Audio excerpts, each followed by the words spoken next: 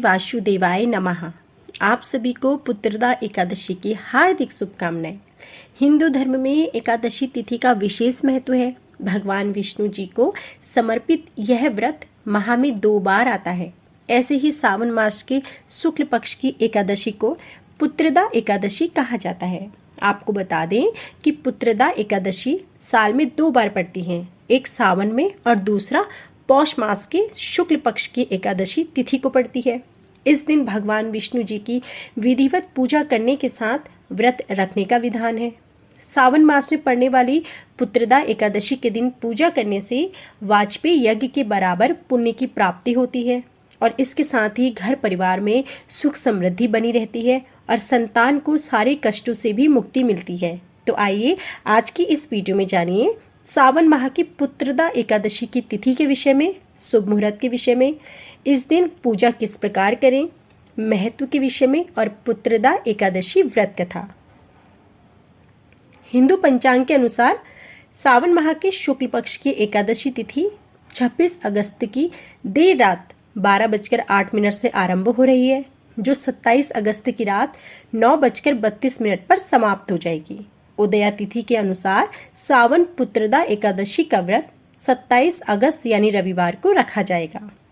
पूजा का मुहूर्त रहेगा 27 अगस्त को सुबह से आरंभ हो जाएगा और इस दिन सर्वार्थ सिद्धि योग सुबह 5:56 से सुबह 7:16 तक रहेगा। इस अवधि में पूजा करने से शुभ फलों की प्राप्ति होती है। व्रत पारण का समय सावन पुत्रदा एकादशी व्रत का पारण 28 अगस्त को सुबह 5:57 से सुबह 8:31 तक किया जा सकता है। ध्यान रहे कि व्रत पारण यानी व्रत खोलने का जो समय है निर्धारित समय पर ही किया जाए।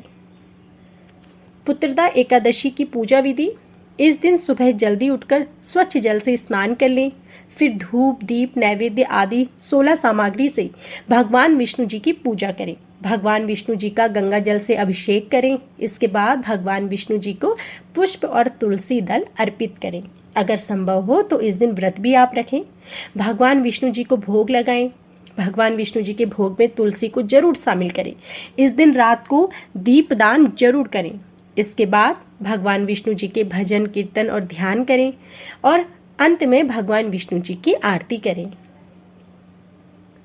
पूजन सामग्री: पूजा की सामग्री में पान, लौंग, सुपारी, कपूर, पीला चंदन, अक्षत, पानी से भरा हुआ नारियल, पंचमेवा, कुमकुम, हल्दी, धूप दीप, तिल, मिष्टान, मौली इत्यादि अवश्य रखें। इन चीज़ों के बिना पूजा अधूरी मानी जाती है और इसके साथ ही भगवान विष्णु जी को पीला रंग बहुत प्रिय है। इसलिए एकादशी व्रत के दिन पूजा सामग्री में पीले पुष्प, पीला वस्त्र, पीले फल, कलश व आम के पत्ते आपको जरूर रखने हैं।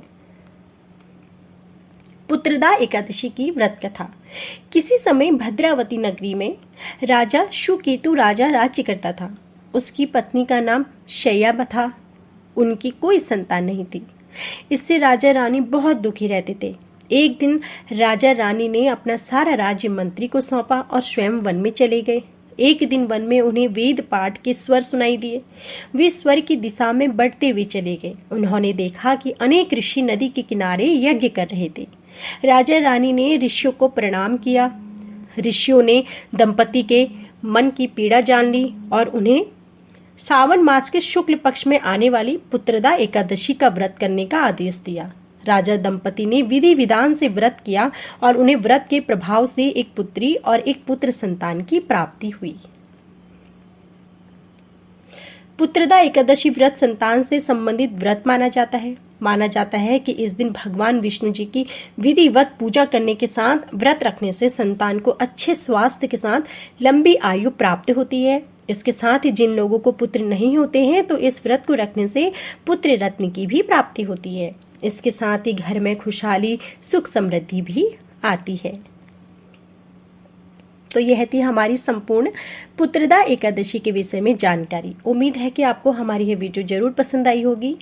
वीडियो पसंद आई हो वीडियो को लाइक कीजिएगा, कमेंट कीजिएगा और ज़्यादा से ज़्यादा शेयर कीजिएगा। चैनल पर नए हैं तो चैनल को सब्सक्राइब कर लीजिएगा, जिससे कि आपको समय पर पुत्रदा एकादशी से संबंधित और भी जानकारियाँ और व्रत कथा सुनने को मिल सके। जय श्री हरि।